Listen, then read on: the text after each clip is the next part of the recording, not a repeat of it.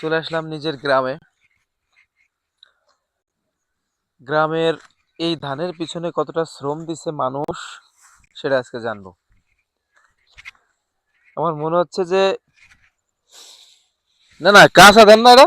কাঁচা আছে, তো কাঁচা আছে, এই কাঁচা ধান কাটতেছেন যে? কাটতি কাটতি পেয়ে যাবে, হ্যাঁ, কাটতি কাটতি পেয়ে যাবে। এটা যে একদমই কাঁচা বুঝে যায়। গোড়ায় দিয়ে যে দুধ ভর্তি। আমার মনে হলো যে কাঁচা ধান কাটতেছে।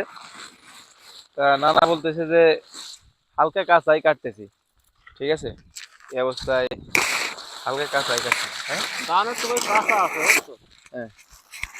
তা কাটতেছে যে শিল মিলির বয়সে দেখা যাচ্ছে যে ধান আগে বাগে কাটি লাগছে। আসলে শিল মিল অনেকেই বোঝেন না। এই যে যে ধান মনে করেন যে 150 টাকা করে লিটার প্রতি, তোমারও লিটার প্রতি 150 টাকা করে লিটার কিনছে। এখন একটা বৃষ্টি হলে এই ধান আর ঘরে নিয়ে যেতে পারবে না, এই ধানেই জমিতে পড়ে থাকবে। কৃষকের হাড় ভাঙা পরিশ্রম, ঠিক আছে, সব বৃথায় যাবে। কত মানুষ, কত মানুষ আছে একদিন বাজার করি নাই, তেল আনছে। ঠিক আছে, এত দামি হয়ে গেছে তেল, কারণ সেই তেল দিয়ে কত মানুষ না খেয়ে ভুইতে পানি দিতেছে। ঠিক আছে, এখন যদি ঝড় বৃষ্টির কারণে এই ধান, এই যে পরশুদিন যশোরে কি হয়েছে না না, আর ভাঙ্গিয়েছি রে, ঠিক গেছে এই শিলে ঝড়ে ঝড়ে। ইতিমধ্যে আমাদের যশোরে কিন্তু এরকম হয়ে গেছে। ঠিক আছে, আগের দিনে ছিল নড়াই, শেষ হয়েছে যশোর। আমাদের নড়াইলেও হয়েছে। তো আসলে খুবই হাড় ভাঙা পরিশ্রমের ফসল ডাঙায়। এই জন্য আমার এই নানা দেখেন একদম কিন্তু কাঁচা ধান কেটে নিয়ে যাচ্ছে। 16 আনা পাকছে, কিন্তু এই গোড়াতে গোড়াতে আসলে তেমন পাকি নেই। ঠিক আছে, উঠে যাক।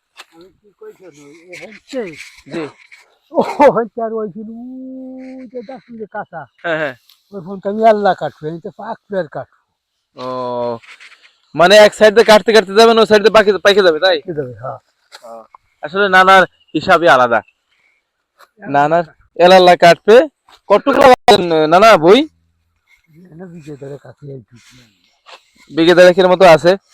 তো ইনশাআল্লাহ, তো নানা পাকা ধান কাটে, মানে ফুলও পাকা মিশিয়ে কাটে ফেলাইতেছে। যাই হোক, তিনি ভালো বোঝে হয়তো। ঠিক আছে, তাই নাহলে এই ধান উনি বাড়ি নিতে পারবে না, কারণ ওই স্রষ্টা মালিক কখন কি করে কিছুই বলা যায় না। ঠিক আছে, কখন কি করে কিছুই বলা যায় না। হ্যাঁ,